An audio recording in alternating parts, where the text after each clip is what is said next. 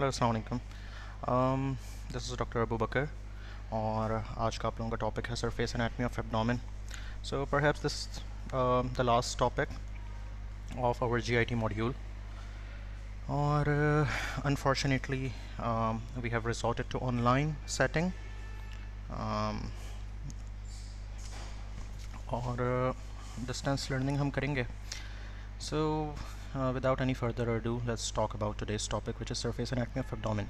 Due to limitation of time, rather this topic was supposed to be for like 2 hours, but now we have 1 hour, and for you guys, it's like we would be done within 40 minutes or 45 minutes. Surface anatomy की जब भी हम बात करते हैं तो that is always the last topic in your modules. The reason is कि हम सारी anatomy तो पढ़ लेते हैं लेकिन उसको सरफेस से किस तरीके से रिलेट करना है, उसको एक्सटर्नली किस तरीके से हमें देखना है, रिलेट करना है, that is a bit problematic. और यूजुअली जब हम नॉर्मल एनाटमी पढ़ रहे होते हैं हम उसकी बात नहीं करते. तो यूजुअली ये होता है कि एक आपके पास इन द एंड एक लेक्चर बना दिया जाता है जिसके अंदर हम इन सारी चीज़ों को मर्ज कर देते हैं. तो इसी तरीके से एब्डोमेन भी हमारे पास काफ़ी इंपॉर्टेंट है सरफेस एनाटमी के पर्सपेक्टिव से. Why? Because we have to do our examination और क्लिनिकल एग्जामिनेशन आपकी सरफेस एनाटमी पर ही बेस करती है. So whether it be general surgery, whether it be your general physical examination, whether it be your gastroenterology, सबका जो relation है वो इसी से होता है. अच्छा, जब हम सरफेस एनाटमी की बात करते हैं तो सरफेस एनाटमी के टॉपिक के अंदर हमें बेसिकली क्या करना है. सरफेस एनाटमी ऑफ एब्डोमेन के अंदर सिंपल है. एब्डोमेन के जितने भी विसरास हैं उसमें से जो इम्पॉर्टेंट विसरास हैं उसका सरफेस एनाटमी से क्या रिलेशन है, या सरफेस एनाटमी का वाइस वर्सा उनसे क्या रिलेशन है, हमें उसकी बात करनी है. तो आज हम इसी टॉपिक की बात करेंगे और सबसे पहले हम बात कर लेते हैं लर्निंग ऑब्जेक्टिव्स की. So these are your learning objectives.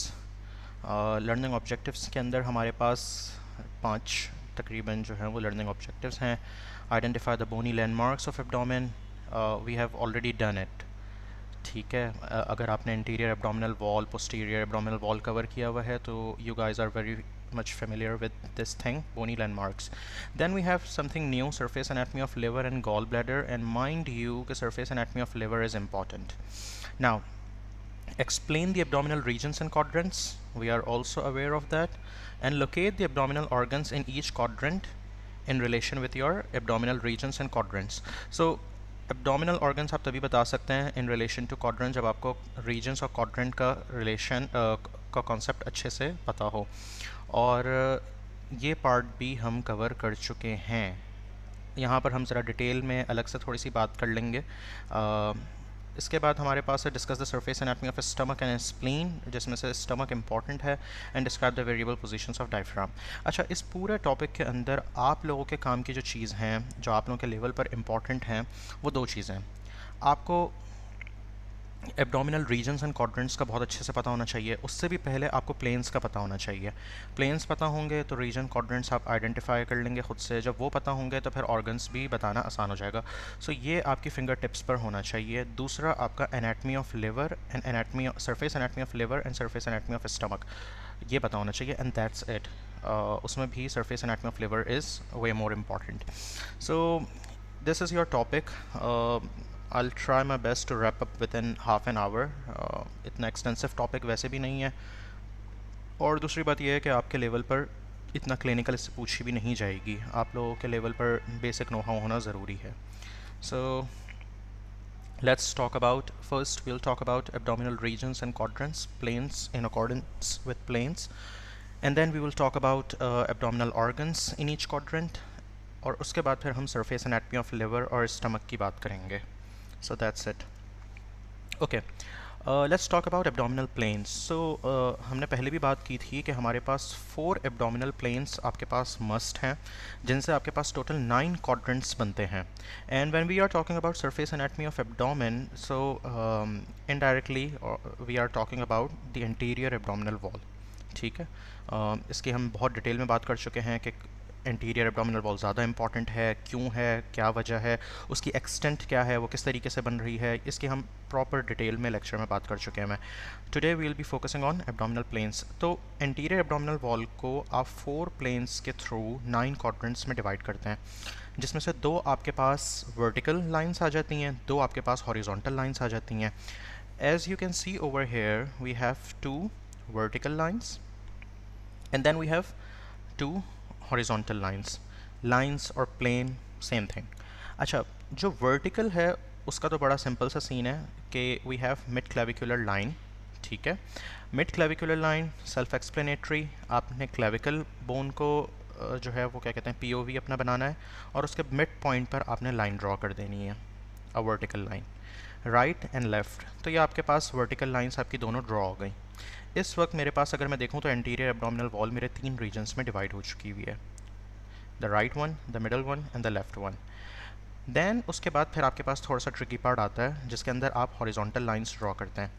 अच्छा, हॉरिजॉन्टल लाइंस बड़ी ही सिंपल है। एक आपके पास है ट्रांसपाइलोरिक प्लेन, दूसरा है आपके पास inter tubercular plane.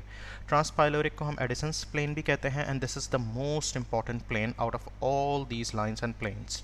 ट्रांसपाइलोरिक plane correspond करता है L1 पर, ठीक है, और एडिसन प्लेन भी कहते हैं इसे। और L1 पर कॉरेस्पॉन्ड करते हुए बेटा यहाँ पर आपके पास अप्रॉक्सीमेटली 10 to 15 स्ट्रक्चर्स आ रहे होते हैं। वैसे तो ट्रांसपाइलोरिक है तो पाइलोरस वाला पार्ट भी मिलेगा स्टमक का, फिर उसके बाद और अगर हम बात करें तो पेनक्रियास की नेक आ गई, फिर उसके बाद हाइलम पार्ट आ गया किडनी का और स्प्लीन का। इस तरीके से आपके पास 10 to 15 स्ट्रक्चर्स इस प्लेन पर मिल रहे होते हैं and this is the reason कि ये हमारे पास एनाटमिकल, सर्जिकल, क्लिनिकल पर्सपेक्टिव से सबसे इम्पॉर्टेंट प्लेन बन जाता है। अच्छा जी, अब कहाँ पर लोकेटेड होता है? आपने तो बता दिया सर L1 लेवल पर कॉरेस्पॉन्ड करेगा। बनेगा कैसे? बेटा आपने ऊपर जुगलर नॉच लेनी है, नीचे आपने जो है superior surface of pubic symphysis लेनी है, उन दोनों के बिल्कुल मिड वे पर आपने एक लाइन ड्रॉ कर देनी है ट्रांसवर्स प्लेन पर। सो आपके पास मिल जाएगा ट्रांसपाइलोरिक प्लेन।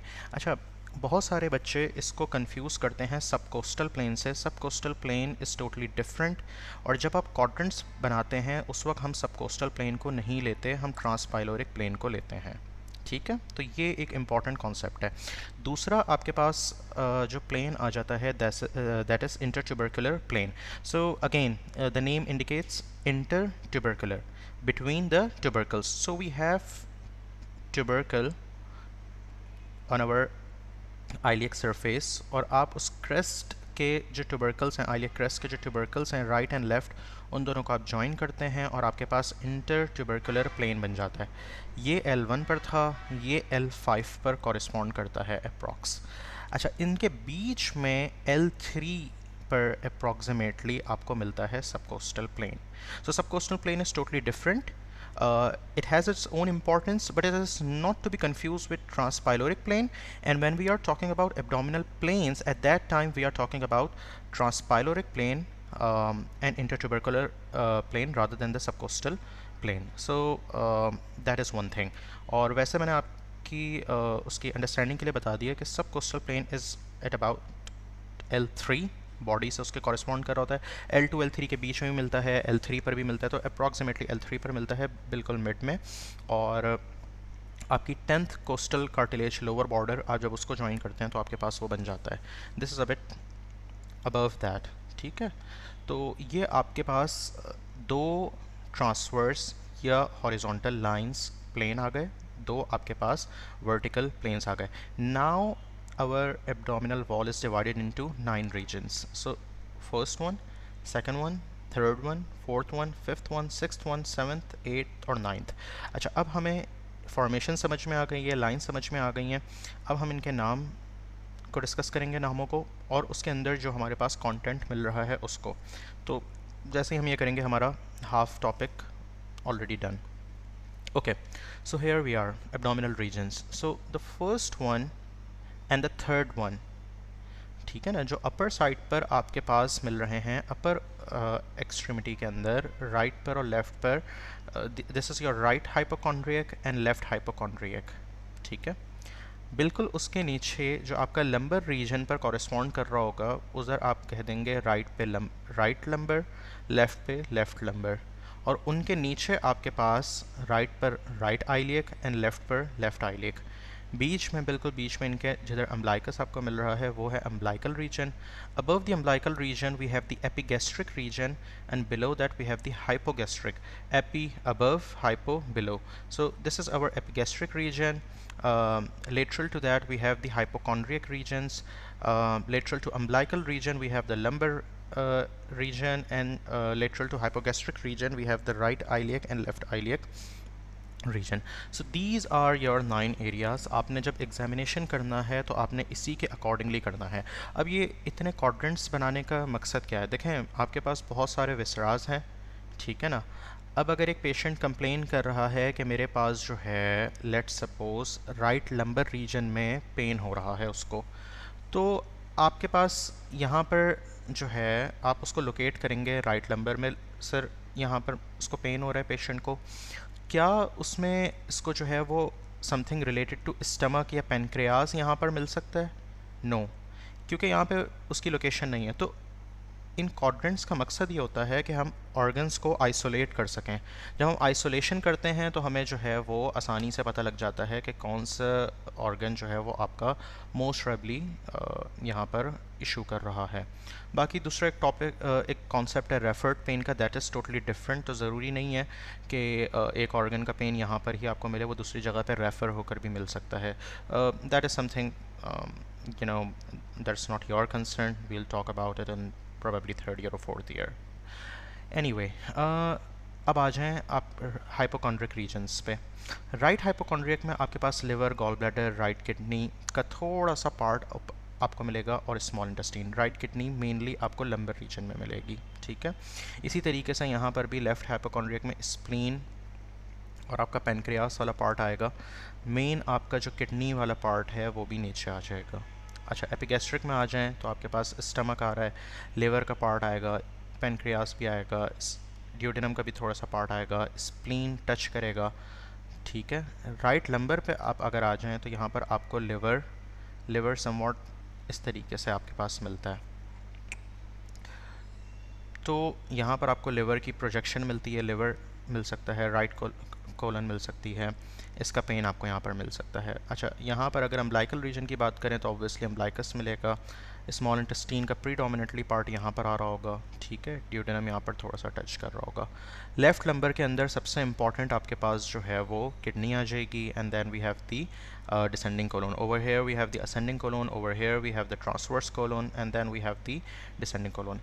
राइट आइलियक के अंदर आ जाएं तो सबसे इंपॉर्टेंट आपके पास आ जाता है अपेंडिक्स, इसको आपने नहीं भूलना।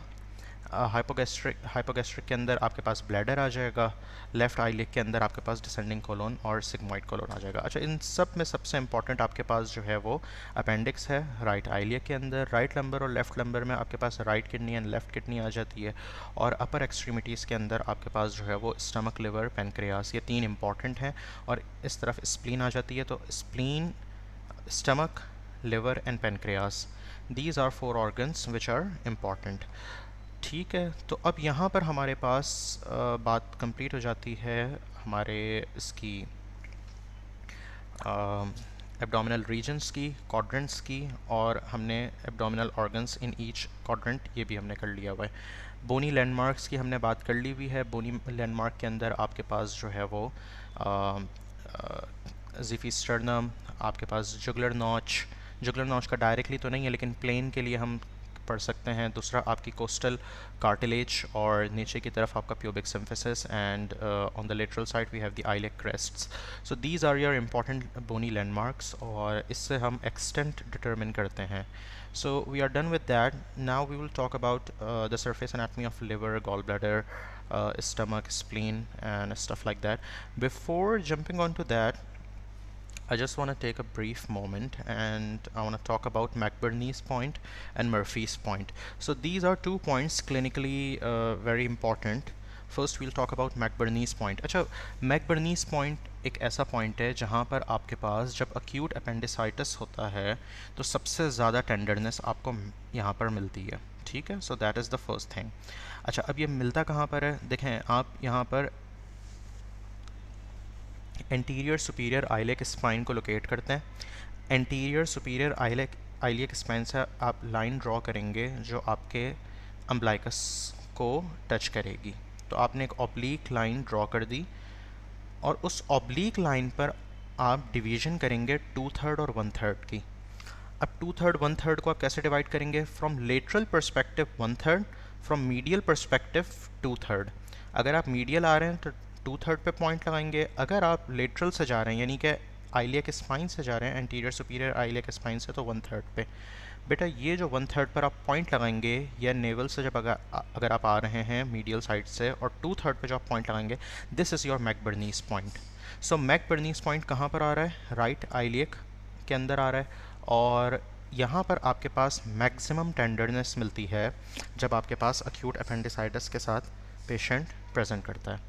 ठीक है, तो आप इसी को जो है वो क्या कहते हैं, टच करते हैं और उसको प्रेस करते हैं, और फिर उस वक्त जो है वो मैक्सिमम पेन की कंप्लेन करता है patient. So that is like kind of a hallmark thing. Second thing is Murphy's point. So Murphy's point की इम्पॉर्टेंस जो है वो आपके पास क्लिनिकली ये है कि आपके पास जैसे वो अक्यूट अपेंडिसाइटिस में था मैकबर्नीस, तो मर्फीज़ जो है वो आपके पास अक्यूट कोलिसिसाइटिस के अंदर आपके पास मिल रहा होता है।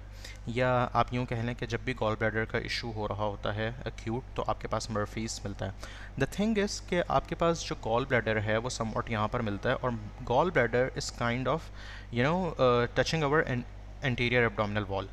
तो जब आपके पास उसकी एग्जामिनेशन करते हैं और आप ब्रीथ इन ब्रीथ आउट करवाते हैं, तो वो गॉल ब्लैडर सरफेस के साथ टच करता है। जब वो टच करता है एंटीरियर एब्डोमिनल वॉल के साथ, तो फिर पेशेंट को पेन होता है। अच्छा, अब वो उसके लिए लेकिन आपको उस एंटीरियर एब्डोमिनल वॉल की जगह को थोड़ा सा प्रेस करना पड़ता है। तो वो कौन सी जगह होती है? That is Murphy's point. यहाँ पर जो है ना आपका सर्जन या आपका डॉक्टर यहाँ पर पैल्पेट करेगा, इसको थोड़ा सा पुश करेगा, और उसके बाद वो पेशेंट को बोलेगा कि breathe in and breathe out, और उसमें आपको जो है वो क्या कहते हैं, जैसे ही गॉल ब्लैडर वॉल के साथ टच करेगा तो उसमें पेन होगा। नाउ मर्फीज़ पॉइंट आपके पास बड़ा ही सिंपल है। आपने मिड क्लेविक्युलर लाइन ली, मिड क्लेविक्युलर लाइन के ऊपर ही आपने अप्रॉक्सीमेटली 9th कोस्टल कार्टिलेज पर आप आ जाएंगे। ठीक है, तो ये लाइन आपकी चल रही है, लेट सपोज 5th यहाँ पर below the nipple, 6th 7th 8th 9th, तो अप्रॉक्सीमेटली 9th पर जब आप आएंगे तो आपके पास जो है वो राइट कोस्टल मार्जिन इसकी कॉरेस्पॉन्ड करेगी बेसिकली मिड क्लेविकुलर लाइन से। अच्छा, एक और तरीका ये है कि आपके पास ये कोस्टल मार्जिन आ रही है। ठीक है, ये कोस्टल मार्जिन आ रहा है, यहाँ पर 10th आ गया, यहाँ पर 9th आ गया, ये लेवल कॉरेस्पॉन्ड कर रहा है। जहाँ पर भी कोस्टल मार्जिन इंटरसेक्ट करेगी राइट मिड क्लेविकुलर लाइन से, वो जगह मर्फीज़ पॉइंट बन जाएगी। तो वो ऑटोमेटिकली अप्रॉक्सीमेटली 9th के लेवल पर बन रही होती है। इंपॉर्टेंस मैंने आपको बता दी हुई है। ठीक है, अच्छा जी, abdominal aorta is not suppose to be a part of our topic, but if you just want to know then it's quite easy. आपके पास हमने बात की थी एक मिड क्लेविकुलर लाइन की और सेकंड मिड क्लेविकुलर लाइन की। ठीक है, जब आप बिल्कुल बीच में बेटा लाइन ड्रॉ करते हैं जो इंटरसेक्ट कर रही हो बिल्कुल pubic symphysis, navel, jugular notch, xiphisternum and stuff like that, so that is your median plane, बिल्कुल बीच में जो होगा। ठीक है, अच्छा अब इसको हम ज़रा अप्लाई करते हैं। सबसे पहले आपने जो है वो मीडियन प्लेन ड्रॉ करना है और ट्रांसपाइलोरिक प्लेन ड्रॉ करना है।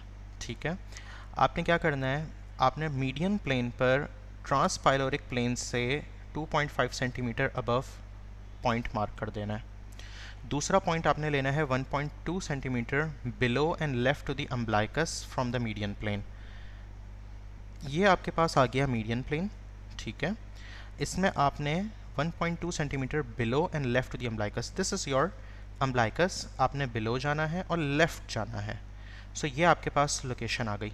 जब आप इन दोनों पॉइंट्स को ज्वाइन करेंगे 2 सेंटीमीटर अपार्ट, ठीक है, 2 सेंटीमीटर अपार्ट अगर आप पैरेलल ड्रॉ करेंगे लाइंस को, तो ये बेटा आपके पास एब्डोमिनल एओर्टा का कोर्स आ जाएगा, और फिर यहाँ से ऑब्वियसली एब्डोमिनल एओर्टा बाइफरकेट कर जाएगी at the level of L4, ठीक है।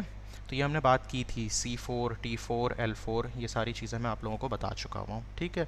You won't go into that much क्योंकि ये हमारा टॉपिक नहीं है honestly. So let's talk about liver और spleen and then the stomach. So out of that spleen को मैं पहले एक्सप्लेन कर देता हूँ, ठीक है। फिर हम बात करेंगे लिवर की और स्टमक की क्योंकि वो थोड़ा सा डिटेल्ड है और वो ही आपके लिए ज़्यादा इंपॉर्टेंट है। अच्छा, स्प्लीन आपके पास समवॉट बेटा सबसे पहले तो लेफ़्ट साइड पर लोकेटेड होती है, ठीक है, और आपके पास कॉरेस्पॉन्ड करती है 9th, 10th और 11th रिब पर। बेसिकली 10th रिब पर कर रही होती है और उसकी अपर साइड 9th और लोअर साइड 11th पर जाती है। अच्छा, over here we can see, देखो ये आपके पास 9th आ गए, ये आपके पास 11th और ये 10th। तो फ्रॉम 9th टू 11th ये आपके पास एक्सटेंट है स्प्लीन का।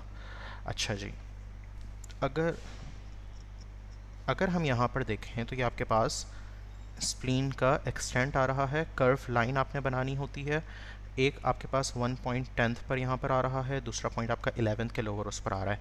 अच्छा, अब ये मिड एक्सिलरी लाइन आ गई, ठीक है, ऑब्वियसली लेफ़्ट साइड की मिड एक्सिलरी लाइन आ गई और हम इस तरफ जाएंगे तो हमारे पास मिड एक्सिलरी लाइन से एंटीरियरली अगर हम देखेंगे तो हमारे पास यहाँ पर आपको स्प्लीन मिल जाएगी। अच्छा, अब किस तरीके से होती है थोड़ा सा इसको देख लेते हैं। सबसे पहले आपने पॉइंट क्या कहते हैं एक ले लेना है 4 centimetre lateral to the T10 spine. So ये आपका बन जाएगा मीडियल एंड और लेटरल एंड के लिए आपने 11th रिब पर मिड एक्सिलरी लाइन पर लाइन ड्रॉ करनी है। अच्छा, T4 सेंटीमीटर T10 से अगर आप जाएंगे तो ऑब्वियसली वो मीडियल पार्ट बनेगा। मिड एक्सिलरी लाइन पर 11th रिब पर जब आप कॉरेस्पॉन्ड करते हुए पॉइंट लगाएंगे जैसे हमने यहाँ पर लगाया भी था तो ये आपका बन जाएगा लेटरल एंड, ये आपका बन गया मीडियल एंड। यहाँ से आप इन दोनों बॉर्डर्स को जो है वो ज्वाइन कर दें, कर्व लाइन बना दें अपर बॉर्डर और लोअर बॉर्डर, तो ये आपके पास एक्सटेंड बन जाती है स्प्लीन की, ठीक है। To be honest it's not that important right now. अच्छा जी, let's talk about stomach first and then we will talk about liver, बल्कि लिवर पहले है, लेट्स टॉक अबाउट लिवर। अच्छा जी, देखो भाई, आपने इस पूरे टॉपिक में ना सिर्फ दो चीज़ें इंपॉर्टेंट हैं आप लोगों के लेवल पर। पहली चीज़ आपके क्वाड्रेंट्स और उसके कॉरेस्पॉन्डेंट ऑर्गन्स, और दूसरा आपके पास surface anatomy of liver and stomach और उसके अंदर भी सरफेस एनाटमी ऑफ लिवर। अच्छा, सरफेस एनाटमी ऑफ लिवर को आपने ज़रा अच्छे से करना है, इसकी क्लिनिकल जो है वो काफ़ी एप्लीकेशन भी है, बाद में भी आपके काम आएगा। लिवर की सरफेस एनाटमी के लिए आपको सबसे पहले उसकी अपर बॉर्डर और लोअर बॉर्डर को डिटरमिन करना है, ठीक है। अपर बॉर्डर और लोअर बॉर्डर जब आपने ये डिटरमिन कर लिया तो आपका लिवर आपकी जो है वो ग्रिप में आ जाएगा, आप आसानी से उसको क्या कहते हैं लोकेट कर सकते हैं, डिफाइन कर सकते हैं, ठीक है। अच्छा, तो let's talk about the upper borders and lower upper border and lower border, my bad.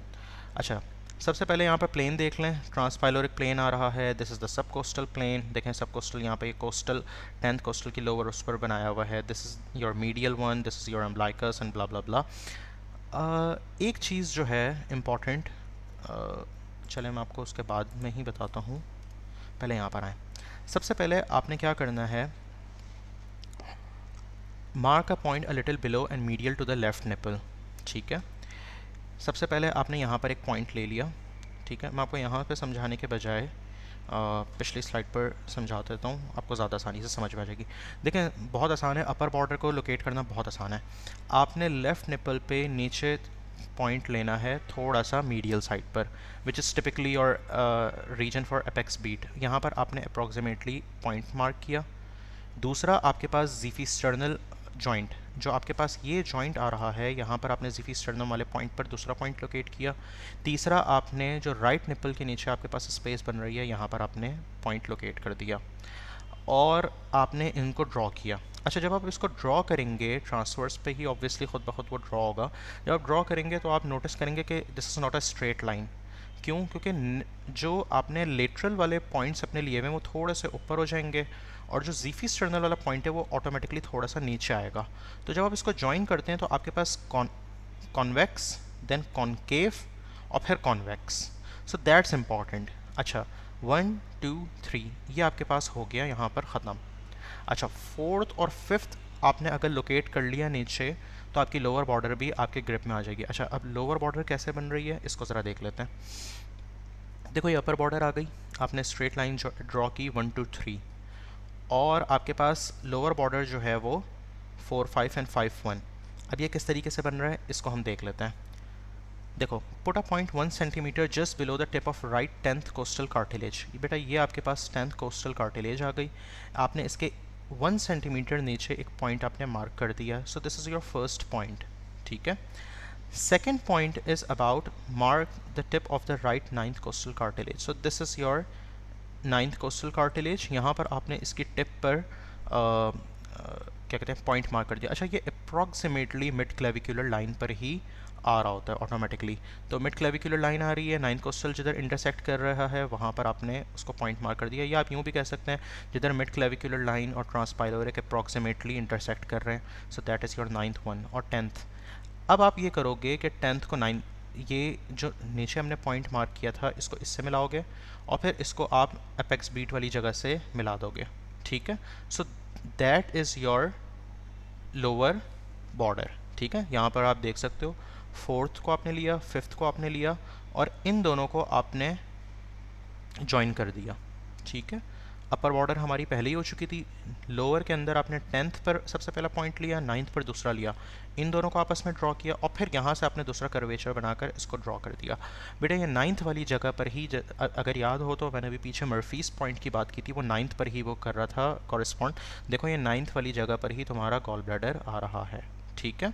अच्छा, आपके पास जो राइट बॉर्डर है उसका सिंपल सा है, 4th और 3rd को आप कॉन्वेक्स उसमें प्लेन पर थोड़ा सा लेकर आप ज्वाइन कर दें तो ये आपके पास राइट बॉर्डर बन गई, ठीक है भाई। तो यही यहाँ पर पूरी कहानी लिखी हुई है, इसको पढ़ लीजिएगा। आपने बस अपर बॉर्डर और लोअर बॉर्डर याद रखनी है, ये अगर आपकी ग्रिप में है तो आपको पूरा लेवर ईजीली समझ में आ जाएगा। Okay, last but not the least we have to talk about our stomach, ठीक है। अच्छा जी, स्टमक को भी समझने के लिए हमारे पास 4 पॉइंट्स आपको पता होने चाहिए, 1 2 3 4, जिसके अंदर से इम्पॉर्टेंट जो पॉइंट्स हैं, जो लोकेशन आपको पता होनी चाहिए वो 1 की और 2 की आपको पता होना ज़रूरी है। 3rd और 4th रिलेटिवली ईजी होते हैं, ठीक है। सो बिफोर दैट अगर थोड़ा सा आप रिकॉल करें तो हमारे पास स्टमक के 4 पार्ट बन रहे थे। कार्डियक पार्ट था, फिर हमारे पास फंडस था, फिर then we have the body and then we have the pyloric part, ठीक है। अच्छा, अब ये किस तरीके से बनता है ज़रा इसको हम देख लेते हैं।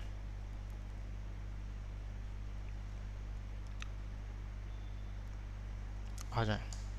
सो पॉइंट 1, हम सबसे पहले पॉइंट 1 और पॉइंट 2 की बात करेंगे, ठीक है। फिर हम उसके बाद 3rd और 4th की बात करेंगे। क्यों?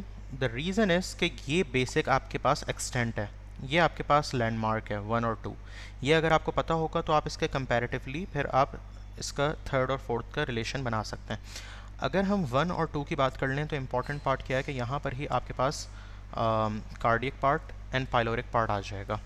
अच्छा जी, अब इसको हम देख लेते हैं किस तरीके से बन रहा है भाई। सबसे पहले आपने क्या करना है, put a mark 2.5 centimetre to the left of the median plane on the 7th costal cartilage, ठीक है। 7th कोस्टल कार्टिलेज पर आए, ठीक है भाई। 7th कोस्टल कार्टिलेज पर आए, 2.5 centimetre from the median plane, 2.5 centimetre from the median plane on the left side, ठीक है। यहाँ पर आप आए और यहाँ पर आपने 7th पर कोस्टल कार्टिलेज पर पॉइंट मार्क कर दिया। जब आप पॉइंट मार्क करेंगे तो आपने 2 short parallel lines 2 centimetre apart आपने ड्रॉ करनी है, directed downwards and to the left. किस तरीके से होगा, देखो ये आपने पॉइंट किया, 2 सेंटीमीटर की स्पेस ली, आपने 2 सेंटीमीटर का फासला देकर पैरेलल लाइंस ड्रॉ कर दी और उसकी डायरेक्शन आपने downward to the left, this is the left one. तो ये आपने डाउनवर्ड किया और to the left rather than to the right side, rather than upward projection or anything, आपने downward and left। जब आपने ये 2 लाइनें ड्रॉ कर दी तो ये आपके पास बच्चे क्या बन गया, ये आपके पास बन गया कार्डियक पार्ट, ठीक है। अच्छा, अब पाइलोरिक की बात कर लेते हैं। Put a point on the transpyloric plane, सही है। सबसे पहले ट्रांस पाइलोरिक प्लेन कहाँ था हमारा, this is our transpyloric plane, ठीक है, L1। अच्छा, ट्रांसपाइलोरिक प्लेन पर आपने 1.2 centimetre to the right of the median plane, ये आपका है ट्रांसपाइलोरिक प्लेन, ये है मीडियन प्लेन। 1.2 सेंटीमीटर आपने टू द राइट आपने ट्रैवल किया, यहाँ पर आपने पॉइंट मार्क कर दिया।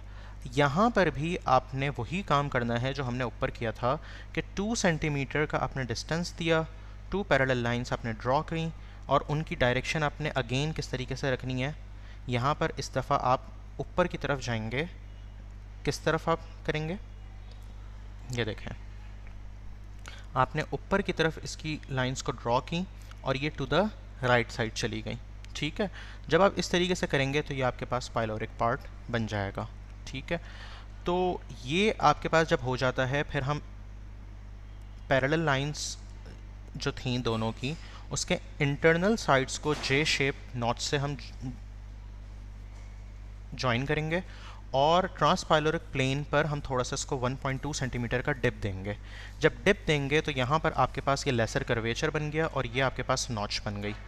और ग्रेटर कर्वेचर आपका किस तरीके से बनेगा वो थोड़ा सा ट्रिकी है, क्योंकि उसके अंदर थर्ड और फोर्थ को आपने कॉरेस्पॉन्ड करना होता है, तो उसकी हम आगे बात कर लेते हैं लास्ट स्लाइड में। यहाँ पर आ जाए लेसर कर्वेचर और ग्रेटर कर्वेचर। देखें, हमने right margin of cardiac and को पाइलोरिक एंड से जे शेप में ड्रॉ किया और आपके पास लेसर कर्वेचर बन गया। ठीक है, now will talk about fundus and greater curvature. आपने सबसे पहले क्या लेना है, एक पॉइंट लेना है लेफ्ट साइड पर 5th इंटरकोस्टल स्पेस पे जस्ट बिलो द निपल। ठीक है, ये स्पेस लिवर में भी आई थी, ये हार्ट में भी यूज़ होगी, ये स्टमक में भी यूज़ होगी। This is your space. ठीक है भाई, आपने 5th के नीचे स्पेस ली है, 5th के नीचे ली है, बिलो द निपल आपके पास 5th आ जाती है रिप, उसके नीचे आपने यहाँ पर स्पेस ली। जब आप यहाँ पर मिड उसमें लाइन पर पॉइंट मार्क करेंगे तो यहाँ पर आप कर्व बनाएंगे, this is the high point, ये आपके फंडस की एक्सटेंट डिटरमिन कर रहा होगा। ठीक है, तो यहाँ पर आपने एक कर्व लाइन अपवर्ड कॉन्वेक्सिटी से अबव पॉइंट को रीच करना है और फिर आपने नीचे जाना है। तो उससे क्या होगा आपके पास, उससे इस तरीके से आपका cardiac part via curvature fundus से होता हुआ उसकी बॉडी बनाएगा और ये अब आपका ग्रेटर कर्वेचर की फॉर्मेशन स्टार्ट हो गई।